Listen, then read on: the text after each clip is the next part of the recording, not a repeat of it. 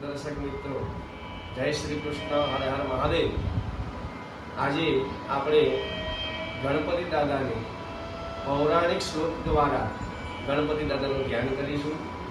સાથે યજુર્વેદના મંત્ર દ્વારા પણ ગણપતિ દાદાનું ધ્યાન કરીશું તથા સામવેદના મંત્રથી પણ ગણપતિ દાદાનું ધ્યાન કરીશું।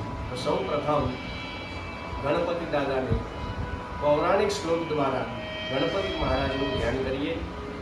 ગજાનનં ભૂતગણાધિસેવિतं કપિતજંબૂફલચારુભક્ષણં ઉમાસુतं શોકવિનાશકારકં નમામિ વિઘ્નેશ્વરપાદપંકજં।